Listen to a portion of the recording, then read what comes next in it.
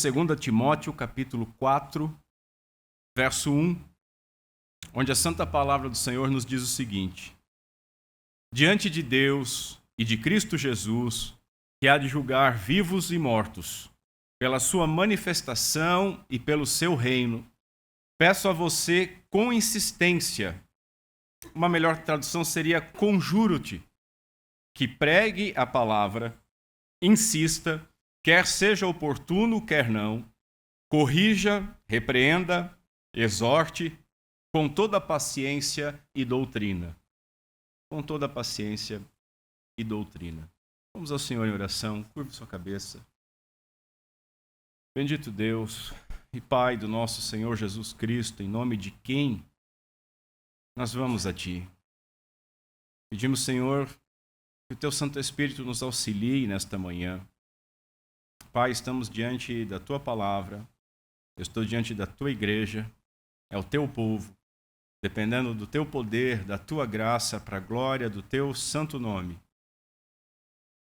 Ajuda-nos, vivifica-nos, guia-nos, nos ilumina,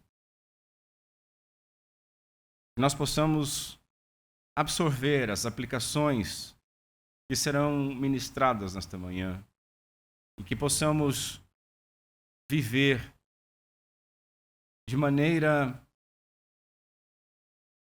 prática, viver de uma forma que glorifique o Teu nome, naquilo que diz respeito à proclamação da Tua palavra e da Tua obra na cruz.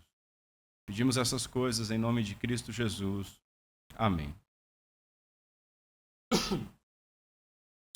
Meus irmãos, nós fizemos uma série de mensagens comemorando e glorificando a Deus pelos 508 anos da Reforma Protestante. E aí acontecem aquelas coisas que a gente só pode acreditar a soberania de Deus. Era para ser 3 mensagens e a primeira mensagem foi uma de 3.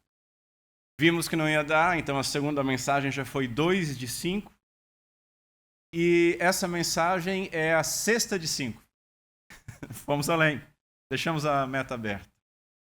Mas essa mensagem, no decorrer da exposição daquelas mensagens, no nosso discipulado na quarta-feira, uma meditação diante de uma provocação que fez todos pensarem um pouco,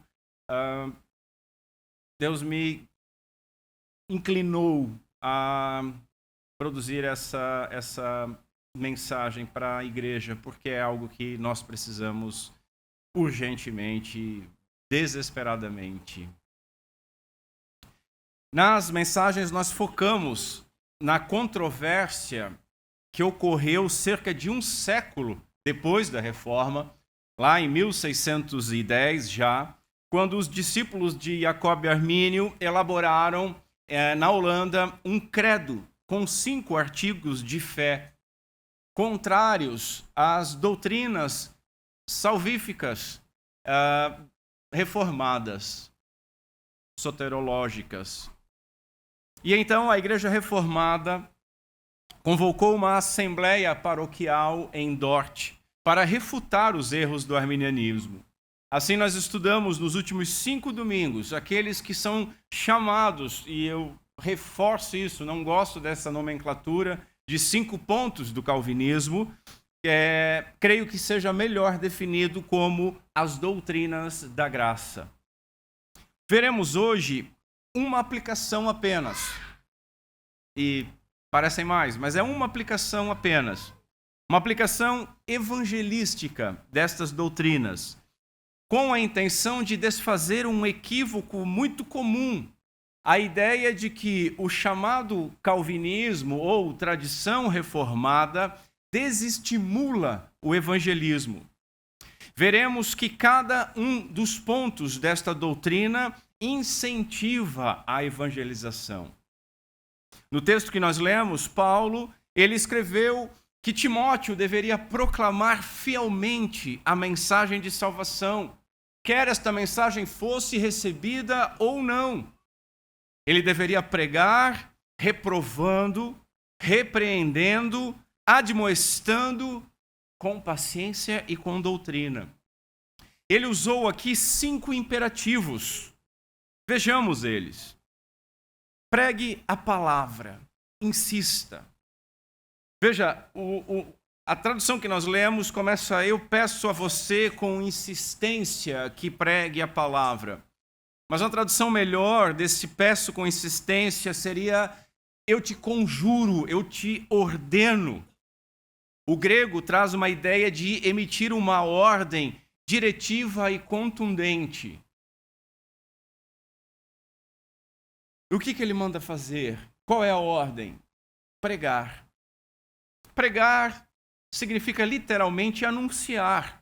Somos arautos e anunciamos uma mensagem. Dar a conhecer oficial e publicamente uma mensagem.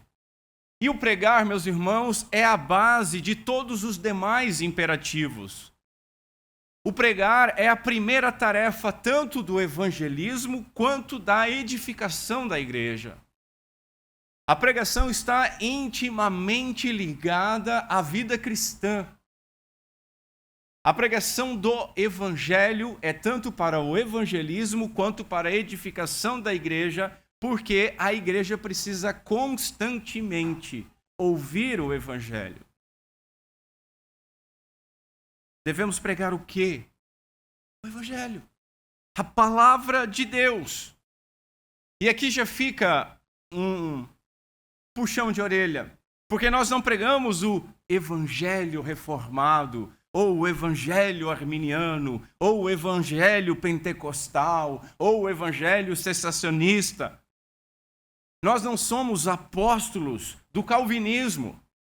Nós não somos apóstolos do puritanismo, por mais que amemos a Calvino e aos puritanos. Não pregamos placas de igreja. E eu já estive em igreja que pregava-se a placa. Não pregamos placa. Não pregamos visões teológicas. Às vezes, os irmãos estão acostumados com isso na internet. Tem pessoas que elas pregam visões.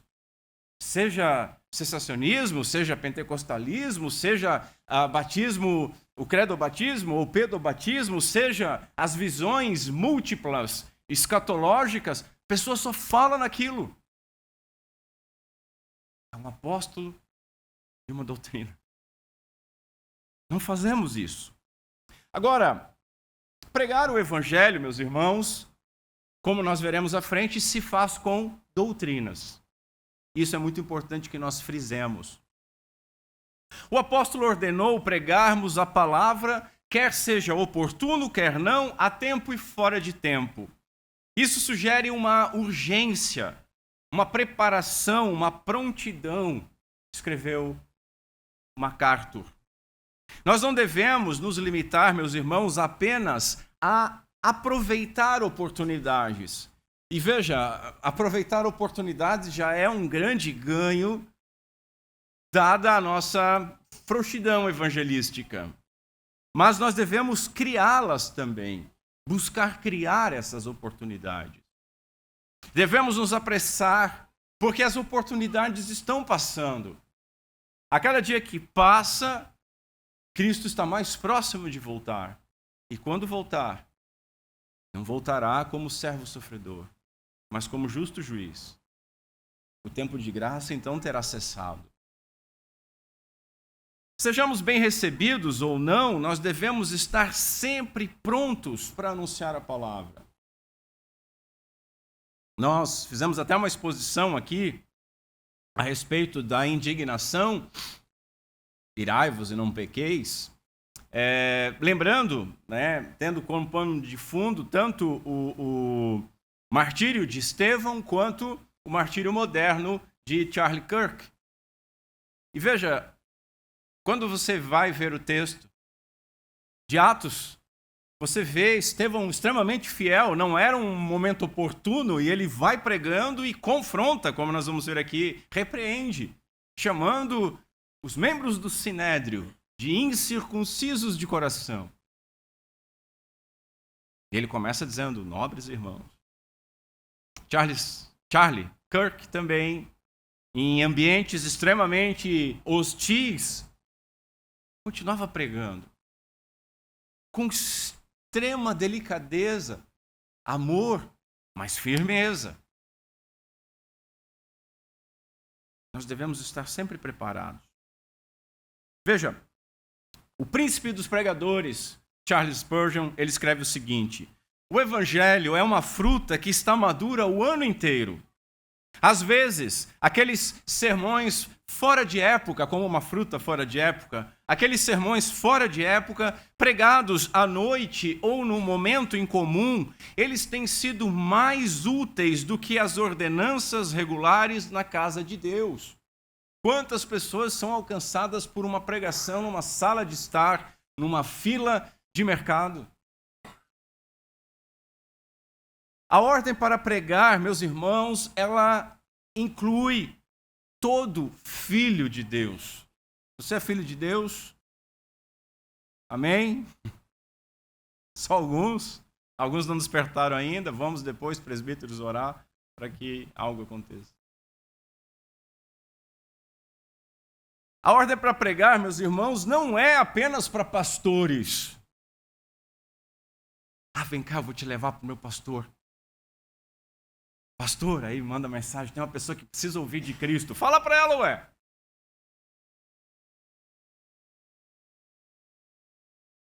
Veja, olha o que Pedro escreve.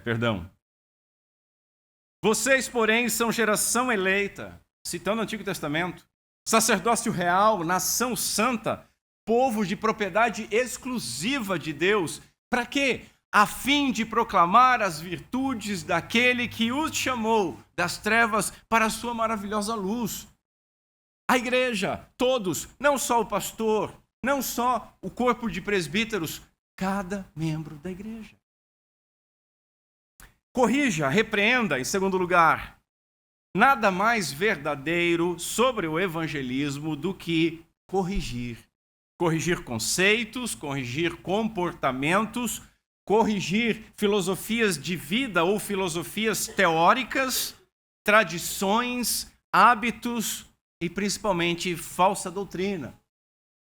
Inclusive, infelizmente, corrigir as visões deturpadas sobre o cristianismo, os espantalhos que são criados sobre o cristianismo. Corrigir. Como a pregação sempre inicia pela má notícia de que todos são pecadores e que toda iniquidade sempre gera inúmeras injustiças, nós iremos sempre precisar repreender, que significa cobrar uma responsabilidade não cumprida. Repreenda. Um teólogo diz que o pecado deve pesar na consciência do pecador para que ele se arrependa. Esse é o aspecto negativo da pregação. No processo de reprovar ou de convencer o pecador, este deve ser repreendido severamente.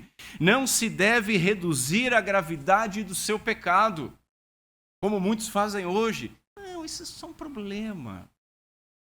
É só um pequeno ajuste.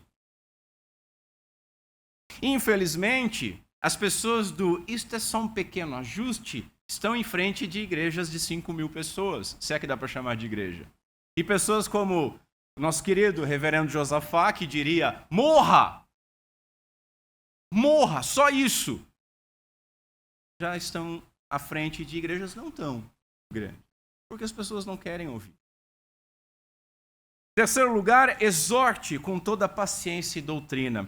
Veja, há várias situações na evangelização, meus irmãos. Nós podemos evangelizar numa ação ou num evento da igreja, ou pessoalmente. Podemos evangelizar numa situação não planejada, como numa sala de espera, numa fila, no ônibus, até mesmo dentro do elevador.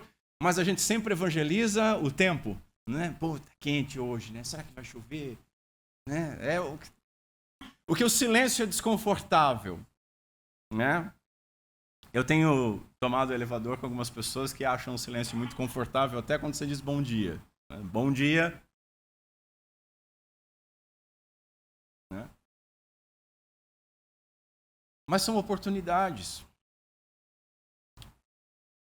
Podemos evangelizar também alguém ou um grupo com o qual nós temos comunhão e amizade, e que eu acho mais eficaz. E talvez paciência tenha de ser mais demonstrada aqui. Por quê? Porque nós teremos mais contato com essas pessoas. Então haverão mais tensões, dúvidas e resistência. Agora veja, cada um desses imperativos que nós estamos vendo deve ser temperado com toda longanimidade e doutrina, ou paciência pedagógica. Longanimidade e doutrina, meus irmãos, deve acompanhar todos os imperativos. Então veja, nós devemos ser pacientes, nós devemos nos ater à palavra, mas isso não significa que nós iremos desprezar as doutrinas, muito pelo contrário. Nós, como falei, não evangelizamos sistemas teológicos, mas pregamos o evangelho.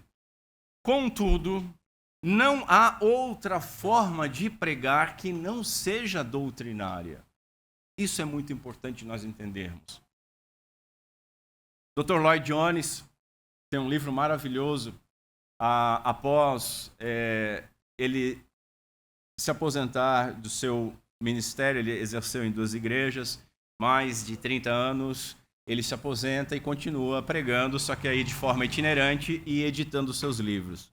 E aí ele faz uma série de mensagens que virou um livro chamado Pregação e Pregadores, que é maravilhoso, maravilhoso. E nesse livro ele diz o seguinte: é impossível pregar sem pregar doutrina. É um homem que sabe o que está falando. Talvez um puritano do século passado, mais próximo de nós. É impossível pregar sem pregar doutrina, diz ele. Toda verdadeira pregação é doutrinária. Ele dizia isso para combater a ideia de que a pregação deve ser apenas prática, motivacional ou ética. Veja, ele escreve isso na década de 70, final de 70 para 80. Foi o finalzinho da vida dele. E de lá para cá, nós podemos dizer que isso piorou bastante. E muito. E muito. E não só em clubes mais fanfarrões, mas em igrejas sérias, sólidas e históricas. O que nós temos visto e ouvido é sempre aquela motivação, aquela pregação moral e ética, faça isso, não faça aquilo. Para Lloyd Jones, pregar sem doutrina é falar sem dizer nada. Falar sem dizer nada.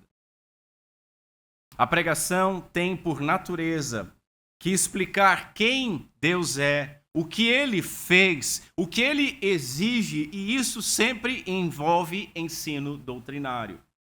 A frase mais famosa desse livro dele é: pregação é a lógica em fogo. Porque quando ele vai falar em doutrina, ele não está falando de aula. Ele está falando de pegar fogo, a lógica, a doutrina queimando no coração. Jesus, no caminho de Emaús, com os 2 discípulos desanimados, expondo o Antigo Testamento a eles, quando, ao partir o pão, ele desaparece, os discípulos dizem: mas quando ele pregava, ardia o nosso coração. Jesus não estava fazendo uma palestra motivacional. A gente sabe disso. A gente sabe disso. Meus irmãos, a Bíblia não é um livro de doutrinas, ok? Mas nós sistematizamos a história que a Bíblia apresenta, a história redentiva registrada nas Escrituras, para podermos apresentar o personagem principal, Jesus Cristo, nosso Senhor e Salvador, de uma forma organizada e coerente, que vá de encontro à glória de Deus e vá de encontro à necessidade do pecador que precisa ouvir e precisa entender. Esses são os imperativos que Paulo colocou. Vejamos agora como que os reformados atenderam a eles. Vamos dar uma olhada no testemunho histórico. A ideia de que as doutrinas da graça ou o calvinismo desestimulam missões e evangelismo, ela não somente é errada, como historicamente ela é insustentável. A convicção sobre a soberania de Deus e a convicção sobre a absoluta necessidade da regeneração e da certeza de que Cristo remiu um povo dentre todas as nações são um incentivo missionário. Desde a Reforma, no século XVI, os crentes reformados entenderam que fazer discípulos em todas as nações não é uma sugestão, é uma ordem do Senhor. E confiando na soberania de Deus, entenderam que Deus não apenas decretou o fim, a salvação dos seus eleitos, mas ele decretou também os meios. A salvação é por meio da pregação do Evangelho. Assim, essas doutrinas, elas produziram alguns dos maiores movimentos missionários da história da igreja. A missão mais antiga, olha, quem diria, contemplou o nosso Brasil amado. É a missão mais antiga que se tem notícia de pós-reforma. Em 1557, 57 anos de Brasil, Calvino enviou missionários ao Brasil.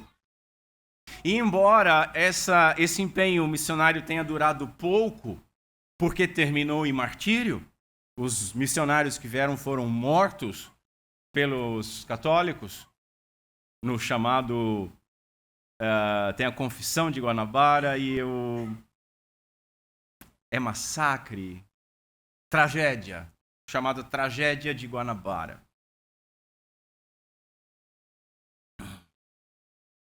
Essa missão, ela expressou um zelo missionário dos reformadores, já no início. Veja que a reforma acontece em 1517. Então são 57 anos de Brasil e 40 anos de reforma. E, meus irmãos, de Genebra até o Brasil, não sendo as forças marítimas que eram Portugal e Espanha, não é igual você tomar um avião daqui para Porto Alegre. Né? A gente sabe disso. Calvino ele enviou pastores e teólogos para evangelizar os indígenas e estabelecer uma igreja reformada no Rio de Janeiro. A cidade talvez hoje mais detonada. Ali, Jean de Levis e seus companheiros pregaram aos tupinambás, traduziram porções das Escrituras e celebraram o primeiro culto protestante das Américas, no nosso Rio de Janeiro, por missionários enviados por Calvino. Depois eles tiveram que produzir uma confissão de fé, que é a Confissão de Guanabara, quando foram presos, para dizer o que eles acreditavam, e baseados nessa confissão, produziram a prova para o seu martírio, e foram mortos. Grandes homens. Vamos à frente, os puritanos ingleses e escoceses são outro exemplo. Veja, eles migraram e colonizaram os Estados Unidos da América, não apenas para fugir das perseguições, mas também como um empreendimento missionário, buscando uma terra que precisava ser evangelizada e que podia virar uma nova Jerusalém. Entre eles, nós temos John Eliot, um puritano inglês que foi pastor e missionário conhecido como o apóstolo dos índios. Ele defendia o seguinte, que se Deus tinha os seus eleitos entre todas as nações, então a igreja deveria buscá-los. Visão essa que ele sustentou nos seus mais de 40 anos de ministério entre os índios. John Eliot. Não confunda com Jim Elliot, né? Também missionário, mas esse não é inglês, esse é um americano, que foi morto em 56, aqui no Equador, por índios. Né? Ele era missionário aos indígenas e tem até filme, coisa bem conhecido. John Elliot, puritano inglês. Temos ainda o nosso querido Jonathan Edwards e o seu quase genro, David Brainerd. Quase genro porque ele morreu antes de casar efetivamente, né? Com 29 anos. E ele é um exemplo. Edwards, além de teólogo e pastor, ele foi missionário entre os indígenas na Nova Inglaterra, nos Estados Unidos colonial, defendendo teologicamente a importância das missões. Quando ele teve que sair de uma igreja, haviam convites para outras igrejas para ele assumir o púlpito, e o que ele faz? Ele vai para o meio da floresta para evangelizar índios e se empenha numa missão durante um bom tempo. Depois ele retorna. Jonathan Edwards ele influenciou gerações ao publicar o diário de David Brainerd. Este encarnou o ideal reformado de dependência da graça e zelo missionário. E embora ele tenha vivido apenas 29 anos, ele dedicou a sua vida para evangelizar os povos indígenas em regiões como New Jersey e Pensilvânia, enfrentando doenças, isolamento, dificuldades extremas, perseguição, mas deixando um legado de piedade, de sacrifício, de perseverança. O seu diário, que é maravilhoso, você vai às lágrimas lendo. O seu diário foi editado por Edwards e inspirou muitos missionários, tais como William Carey e Robert McCheyne. No século XVIII, falaremos então de William Carey. Esse é considerado o pai das missões modernas. Veja, um calvinista. Ele lutou vigorosamente contra a ideia de que a soberania divina tornava missões desnecessárias. Ele foi para a Índia, onde traduziu a Bíblia, plantou igrejas, promoveu reformas sociais e pavimentou o caminho para todo o movimento missionário protestante posterior.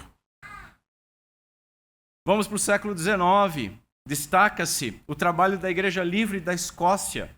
Um dos maiores exemplos foi Robert Moffat, que nós não conhecemos tanto, mas seguido pelo seu genro muito conhecido, David Livingstone. Para Moffat, se Cristo morreu para redimir um povo de todas as línguas, tribos e nações, então os cristãos eram obrigados a fazer esse Cristo conhecido entre todos os povos.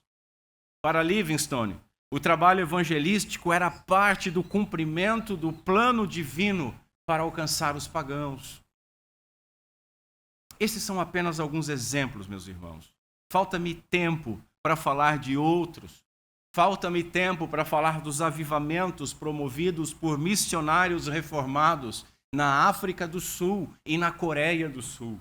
Tem livros sobre isso. A verdade histórica é que as doutrinas da graça, elas não desestimulam, antes elas incentivam e elas promovem o evangelismo, tanto pessoal quanto de missões. Porque crer que o Deus soberano elegeu um povo, crer que Cristo morreu pelos seus eleitos, remindo um povo específico, crer que o Espírito Santo aplica de maneira eficaz a salvação, regenerando e salvando aqueles que foram eleitos, isso garante-lhes que o esforço missionário jamais será em vão. Jamais será em vão. Outra garantia é porque aqueles que receberem a vida eterna são preservados por Deus. Vejamos, então, em terceiro lugar, a corrupção total e a evangelização. A necessidade e urgência é universal. Vamos ver como é que as cinco doutrinas da graça, elas estimulam a evangelização. Primeiro, corrupção total. Quando nós olhamos para a doutrina da corrupção total, nós entendemos o estado das coisas no nosso mundo. Todo ser humano, após a queda, está corrompido. e está corrompido em todas as suas faculdades, mente, vontade e coração, sendo ele incapaz de buscar a Deus e de crer em Cristo por si mesmo. Quem está nesse estado não enxerga o próprio mal e nem enxerga o mal do mundo. E assim, ao que ele enxerga, ele apresenta, defende e vive pela força do braço da carne, empurrando alguma moral ou ideologia como uma solução e nunca, jamais se responsabilizando por nada. Ele é o típico filho do Adão. A culpa é sempre do outro. A culpa é do capitalismo, a culpa é do machismo, a culpa é da exploração, do colonialismo, a culpa é sempre do outro. É sempre do outro. Para muitos, a culpa vai ser da religião. É a religião que tem estragado o mundo. Você já deve ter ouvido isso. Olhando para um mundo ímpio, injusto e doente, nós sabemos qual é o remédio, o único remédio, o Evangelho. E sabemos qual é o único médico que pode aplicar esse remédio. O médico das almas, Jesus Cristo, nosso Senhor e nosso Salvador. O mundo caído, então, meus irmãos, é um imenso campo missionário. Ele vive num estado de entorpecimento, embriagado em prazeres carnais, materiais, entretido em redes sociais, buscando status, poder, dinheiro, em obstinada negação da verdade. São cegos guiando outros cegos para o abismo. São loucos, edificando coisas que não vão usar, porque as suas almas serão pedidas esta noite. Cada dia que passa, o retorno de Cristo está mais próximo. E repito, quando ele voltar, não vai ser como servo sofredor, mas como justo juiz. As pessoas precisam buscar a Deus enquanto podem, antes daquele terrível dia. E meus irmãos, nada, nem ninguém pode salvar sem ser Jesus Cristo. Então qual é o incentivo dessa doutrina? Sabemos que o homem natural não quer e nem pode querer nada com Deus. Ele está morto espiritualmente.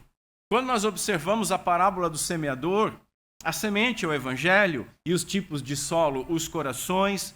E neste imenso campo missionário que é o mundo, nós devemos lançar as sementes do evangelho, na esperança de que o Senhor transforme os corações, para que recebam e frutifiquem 100 por 1, ou 60, ou 30, mas vamos olhar no 100. Nós sabemos, infelizmente, pela própria parábola, que 3/4 das sementes atingirão solos, corações impróprios. Mas, mesmo assim, nós continuamos chamando os muitos para alcançar os poucos. Nós não sabemos quem são, não sabemos onde estão os eleitos, mas sabemos que todos precisam de Cristo. Porque, escreveu Paulo, todo aquele que invocar o nome do Senhor será salvo. Como, porém, invocarão aquele em quem não creram? E como crerão naquele de que nada ouviram? E como ouvirão se não há quem pregue? Muitas vezes o crente olha para o seu aparelho de televisão ou para a tela do seu celular, vê alguma coisa acontecendo no mundo, faz o diagnóstico correto, o que essas pessoas precisam é de Cristo. E aí ele rola o dedo ou muda de canal e não faz mais nada. Nem uma mísera oração. Nem um tipo, Senhor, envia alguém que não é pesado de falar. Talvez com medo de que o Senhor diga, não fale mais nada e vá você.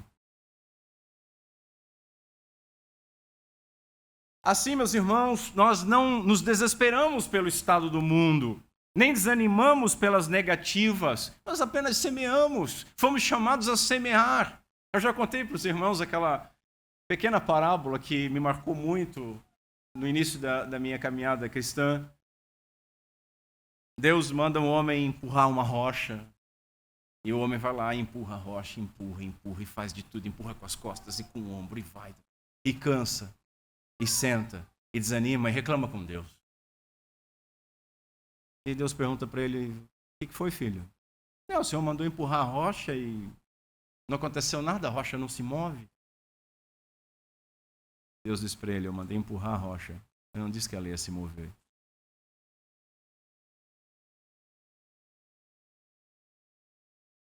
Nós não desanimamos. Nós recebemos, meus irmãos, a honra e a responsabilidade de proclamar o arrependimento para a remissão de pecados. Nunca nós encontraremos alguém que não precisa do Evangelho. Nem que seja para edificá-lo ou animá-lo. De vez em quando eu recebo, engraçado que antes de me converter eu nunca recebi um panfleto evangelístico. Agora, né? Eles acham que eu sou campo missionário, amém. Mas é bom, de vez em quando eu recebo uma mensagenzinha, eu abro, às vezes me dói o coração, que eu vejo que aquilo está não evangelizando ou algo assim, mas às vezes eu pego um verso, alguma coisa naquilo e me anima o coração. Todos precisam do Evangelho, quanto mais os solos que foram transformados pelo Espírito Santo em terra boa, que estão sedentos pela semente. Nós encontraremos, sim, resistência, perseguições, mas se nós entendermos a doutrina da corrupção total, isso já é esperado. A pessoa não me ouviu, mas você espera o quê? Você espera chegar com o Evangelho e as pessoas correndo, se estapeando, eu quero muito me arrepender dos meus pecados. Não vai acontecer. Não vai acontecer. A necessidade universal deve nos incentivar. Essa doutrina nos ensina que todos precisam da salvação, portanto, todos precisam ouvir o Evangelho. Tanto os pecadores escandalosos quanto aqueles bonzinhos, aqueles que, só falta aceitar Jesus. Todos precisam do Evangelho. Porque se serão salvos somente pela graça, não pelo mérito, então até mesmo o mais terrível pecador deve ouvir, porque não há nenhum pecador que não possa ser salvo pelo poder de Deus. Essa doutrina, meus irmãos, retira o nosso desespero sobre a malignidade do mundo, ensinando que nem a política, nem a economia, nem a educação poderá salvá-lo. Só há uma solução, apenas Cristo, conhecido pelo Evangelho. Portanto, preguemos. Depois vamos ver a eleição incondicional e a evangelização. Deus tem um plano para a vida de cada pessoa. Talvez não para a salvação, mas tem um plano para a vida de cada pessoa. E a eleição não é desculpa. A eleição incondicional nos ensina que a salvação depende exclusivamente da escolha soberana de Deus, feita antes da fundação do mundo, não baseada em obras ou méritos humanos, mas somente pela sua graça e pelo seu eterno propósito. Deus amou o seu povo, graciosamente o elegeu para ser seu e o entregou a seu Filho para ser salvo por ele, para ser um povo santo e irrepreensível, unido a ele eternamente. Então, Deus não escolheu pessoas boas, mas ele escolheu pecadores. Pecadores que não mereciam nada senão a justiça divina. Nós precisamos entender, meus irmãos, que Deus tem um plano e que ele executou em Cristo e está promovendo e avançando por meio da igreja, por meio dos membros da igreja. Somos questionados às vezes, né? Se Deus escolheu quem será salvo, para que evangelizar? Isso desestimula. Para que evangelizar? Que tal nós começarmos pela obediência? Empurra a pedra. Deus mandou evangelizar. Isso deveria bastar. Não precisamos de outro motivo. Deus mandou também não pecar e nós pecamos e por isso vamos entregar? Não precisamos de outro motivo. Saber que Deus tem filhos que precisam ouvir sobre ele, será que isso não nos motiva? Será que estamos tão endurecidos assim que pensamos, salve-se quem puder? Mas se eu não evangelizar, diz alguém, se eu não evangelizar, como Deus já elegeu, ele vai salvar de qualquer jeito, outra pessoa vai fazer. Então enterraremos talentos e vamos desobedecer de maneira voluntária e deliberada uma ordem divina? Somos tão ousados assim? Além disso, veja, Deus determinou os fins, a salvação, determinou os meios, a evangelização, e determinou os agentes, o seu povo, a igreja, o seu corpo místico, vivo. Como invocarão aquele em quem não creram, e como crerão naquele de que nada ouviram? E como ouvirão se não há quem pregue? E como pregarão se não forem enviados? Mas nós fomos enviados por Cristo. Vão e façam discípulos de todas as nações, ensinando-nos a guardar todas as coisas que eu tenho ordenado a vocês. Nós fomos enviados. Qual é o nosso problema? Paulo escreveu: aprove a Deus salvar os crentes pela loucura da pregação. Nós lemos na liturgia. Meus irmãos, a salvação é pela graça. A evangelização é pela loucura da pregação. E este tesouro é armazenado em nós, vasos escolhidos para a honra, mas feitos de barro, para que a glória seja de Deus. Paulo vai escrever: temos esse tesouro em vasos de barro, para que a excelência do poder seja de Deus e não de nós. De Deus. Portanto, a eleição não é desculpa. Vejamos então o incentivo dessa doutrina. Primeira, ela tira um peso das nossas costas. Porque muitos rejeitarão. Mas sabemos que Deus tem os seus eleitos espalhados no mundo. Nossa função não é fazer prosélitos. Nossa função não é vencer debates. Nossa função não é fazer convertidos. Nossa função é anunciar o evangelho fielmente para todos, buscando as ovelhas perdidas. Perdidas porque elas têm dono. Elas pertencem ao Senhor, estão aprisionadas e precisam ser libertas. Nossa missão não é produzir conversões pela força do braço da carne, mas encontrar aqueles que o Pai amou primeiro, elegeu, aqueles que merecem o reino de Deus tanto quanto nós merecemos, ou seja, de maneira nenhuma. Nenhuma. Nossa missão não é proclamar o que as pessoas devem fazer para serem salvas, mas aquilo que o Pai fez por meio do Filho para salvá-las, na esperança de que o Espírito Santo de Deus aplique essa salvação aos seus eleitos. Assim, sempre que pregamos, seja para 1 ou para 1000, o propósito divino está sendo alcançado. Sempre. Nós sempre seremos o bom perfume de Cristo, tanto naqueles que estão sendo salvos, como entre aqueles que estão se perdendo. Para estes, cheiro de morte para a morte. Para aqueles, aroma de vida para a vida. Meus irmãos, nós não medimos o nosso desempenho pelo sucesso. Nós medimos o nosso desempenho pela obediência. Pela obediência. Falamos ou não falamos sobre Cristo? Pregamos, quer seja oportuno ou quer não? Nossa função é apenas proclamar. Foi Deus que escolheu. Foi Cristo que morreu. É o Espírito que convence o pecador. Nós semeamos, mas é Deus quem dá o crescimento.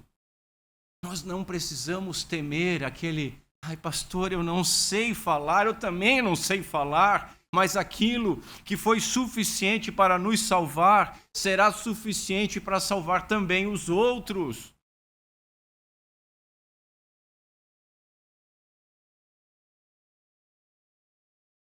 Vejamos a expiação definida e a evangelização.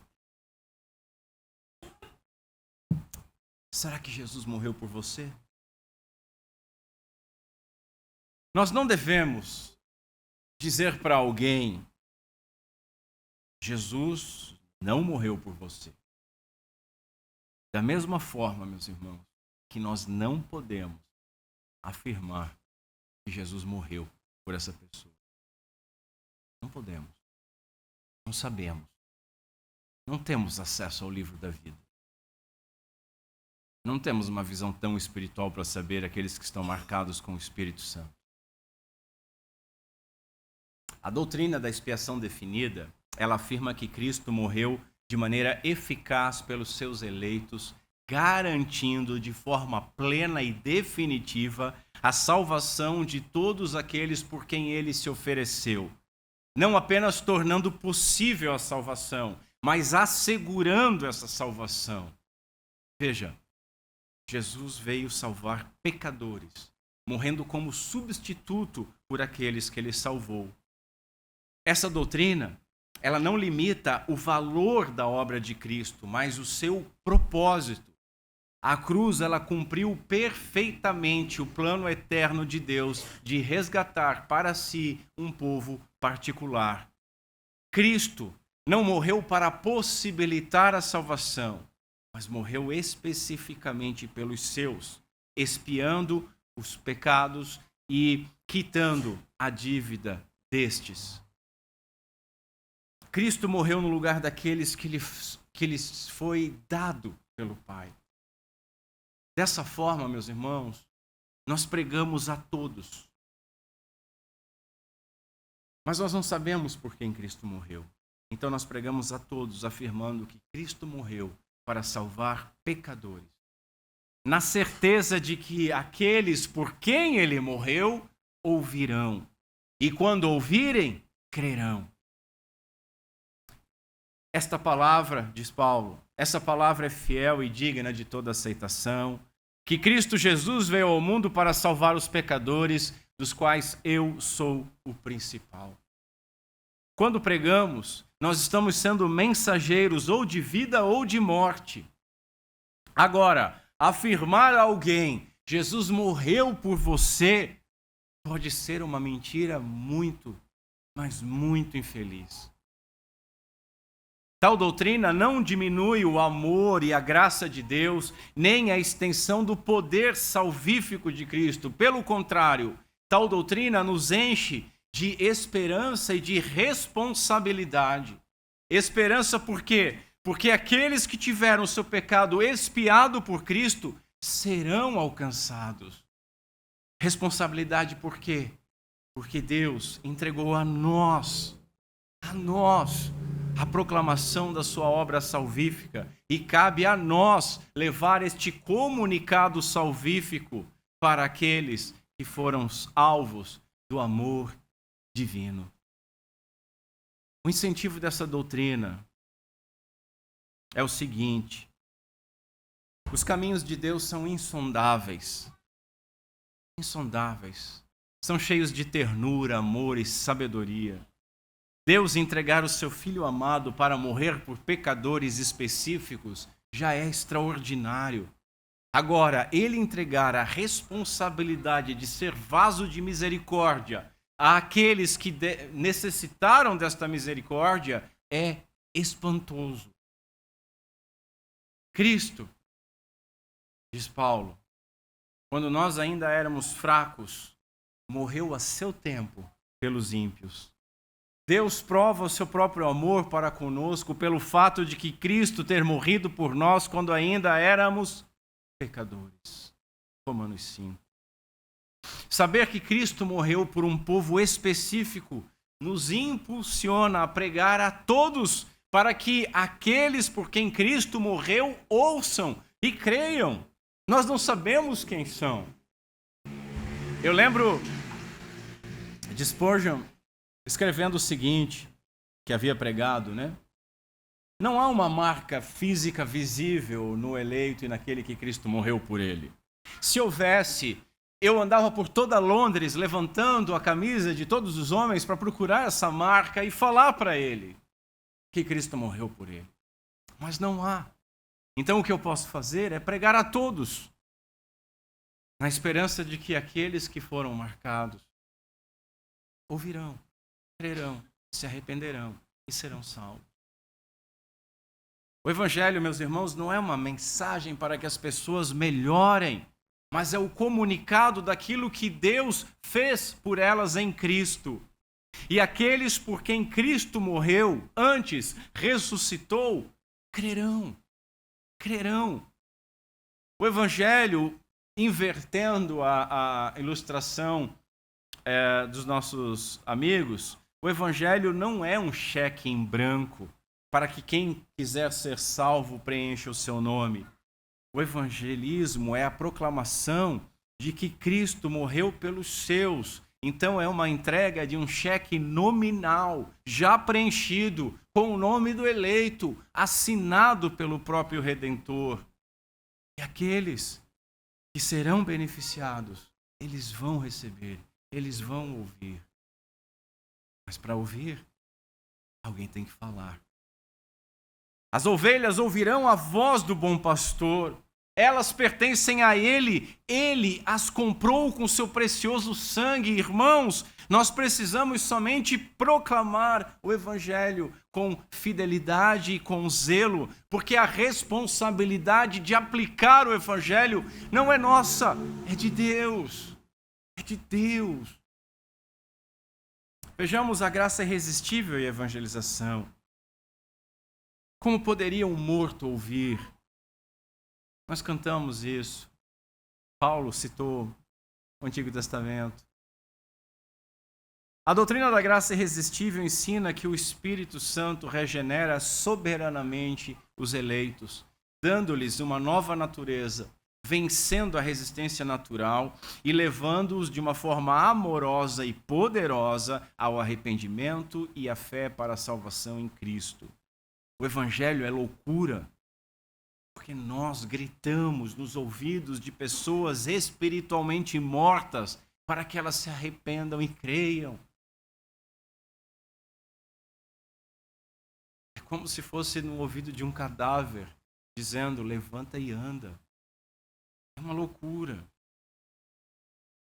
Elas não podem, e nós temos que pregar. Jesus ensinou o seguinte, em verdade, lhes digo que se alguém não nascer de novo, não pode ver o reino de Deus.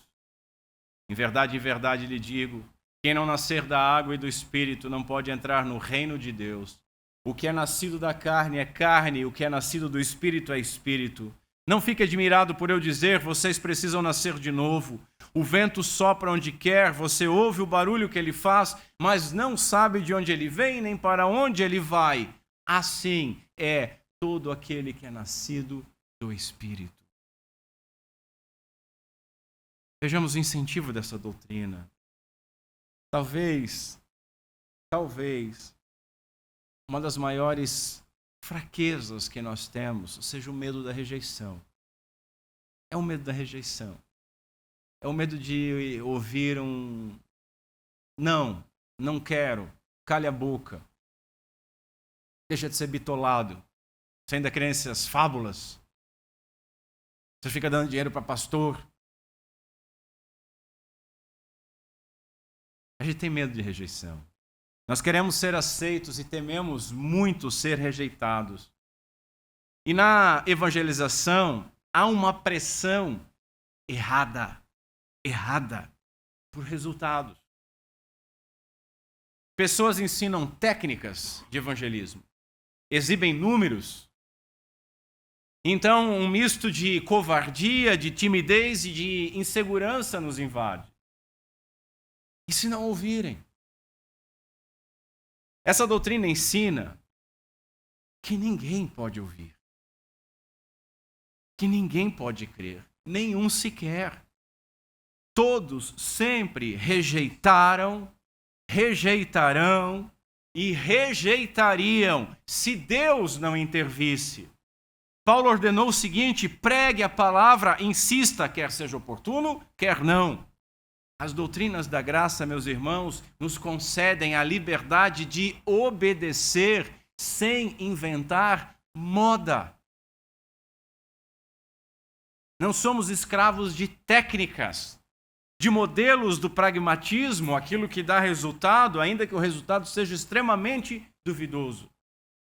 Nós não precisamos fazer shows, não precisamos vender a salvação por um prato de comida, não precisamos parecer modernos, nem descolados, nem atualizar a mensagem. Nós não precisamos mentir, simular, dissimular ou emocionar. Nós precisamos apenas crer e obedecer, pregando o evangelho da salvação com convicção. O Espírito Santo regenera os filhos de Deus, ou antes ou durante a evangelização, concedendo a estes ouvidos para ouvir, fé para crer e arrependimento para a remissão de pecados. Irmãos, nós nunca estaremos falando sozinhos. Essa doutrina, ela tira um peso das nossas costas. Muitos rejeitarão, mas sabemos que Deus tem os seus eleitos espalhados por este mundo. Saber que a obra sobrenatural de Deus fará com que seus eleitos creiam é um incentivo à evangelização. Jamais uma desculpa para negligenciar, seja pela razão que você tentar apresentar. E mesmo naqueles que permanecem endurecidos, os propósitos soberanos de Deus estão se realizando. Paulo escreveu o seguinte: mas nem todos obedeceram o evangelho, pois Isaías diz: Senhor, quem creu em nossa pregação? Nestes que não obedecem. O bom perfume de Cristo é cheiro de morte para morte, e ainda assim nós continuamos pregando, porque sabemos que muitos se salvam, que para muitos o evangelho é cheiro de vida, porque sabemos que a fé vem por ouvir e ouvir a palavra de Cristo. Essa doutrina nos incentiva porque garante que bons resultados chegarão, ainda que nós não o vejamos. Você não precisa chegar em casa e dizer: hoje uma pessoa se converteu quando eu preguei. Ou fazer um evento e dizer: hoje 10 almas entregaram. Isso é bobagem, isso é infantilidade, isso é mentira. Às vezes você prega para uma pessoa uma vez ou 1000 vezes, você já até desanimou, e aquela pessoa de repente cai a ficha. A semente, quando você joga na terra, você não joga com uma mão e colhe o fruto com a outra. Você tem que regar com oração, você tem que esperar. Vão haver muitos sóis, muitas chuvas, muitos dias nublados. A gente não precisa ver. Por fim, a preservação dos santos e a evangelização. Nós oferecemos na evangelização a vida eterna. A doutrina da perseverança dos santos diz que aqueles que foram verdadeiramente regenerados e justificados por Deus serão preservados por sua graça e perseverarão até o fim, pois é Deus quem os guarda e quem os sustenta na fé. Meus irmãos, da semeadura até a colheita, há muitos riscos para o fruto. E até ser colhido, o risco permanece. A vida cristã, ela é cercada de riscos, mas os filhos de Deus são guardados e preservados por Deus. Assim, nós não oferecemos uma falsa vida eterna potencial, como vimos semana passada, uma vida eterna que pode ser perdida. Nós não levamos as pessoas de volta para o Éden, mas nós as encaminhamos a Jerusalém celeste, certos de que os eleitos lá chegarão. Quem foi unido a Cristo pela fé jamais será abandonado, jamais será rejeitado, jamais será condenado. Ele está entronizado com Cristo. Paulo vai falar isso lá em Efésios. Mas Deus, sendo rico em misericórdia, por causa do grande amor com que nos amou, e estando nós mortos em nossas transgressões, nos deu vida juntamente com Cristo. Pela graça vocês são salvos. E juntamente com Ele nos ressuscitou e com Ele nos fez assentar em regiões celestiais em Cristo Jesus. Nosso cabeça está entronizado. Somos o seu corpo. Entronizados com Ele estamos, aguardando a plenitude de tudo isso. Pregamos, meus irmãos, vida. Vida e não uma oportunidade. Pregamos certeza e não uma possibilidade. Pregamos vitória, não uma luta que pode ser perdida por qualquer tropicão. Pregamos a firme esperança da glorificação, não metas a serem cumpridas, pois aqueles que Deus de antemão conheceu, Ele também predestinou para serem conformes à imagem do seu Filho, a fim de que ele seja o primogênito entre muitos irmãos. E aos que predestinou, a esses também chamou. E aos que chamou, a esses também justificou. E aos que justificou, a esses também, notem o passado, glorificou. Até morrer, proclamemos a gloriosa mensagem da cruz. E a gente não combinou isso. Até morrer, proclamemos essa mensagem, porque ela não é apenas uma mensagem, é o comunicado, é o poder de Deus. O incentivo da doutrina. Essa doutrina nos incentiva a evangelizar porque nós sabemos que aqueles que são dos nossos perseverarão. Nenhum crente autêntico abandonará a fé totalmente. Sim, crentes verdadeiros podem cair feio, podem cair radicalmente, mas retornarão. Serão alcançados, estejam no chiqueiro, estejam limpando as cinzas da queima do filho, como nós vemos na Bíblia. A vida eterna não pode ser perdida. Deus que começou a boa obra é fiel e há de completá-la até o dia de Cristo Jesus. Aqueles que creem estão em suas mãos. E Jesus diz: as minhas ovelhas ouvem a minha voz, eu as conheço e elas me seguem. Eu dou-lhes vida eterna. Jamais perecerão e ninguém as arrebatará da minha mão. Aquilo que o Pai me deu é maior do que tudo, e da mão do meu Pai ninguém pode arrebatar. Judas encerra sua carta ensinando que Cristo é poderoso para nos guardar dos tropeços e para nos apresentar na glorificação a Deus.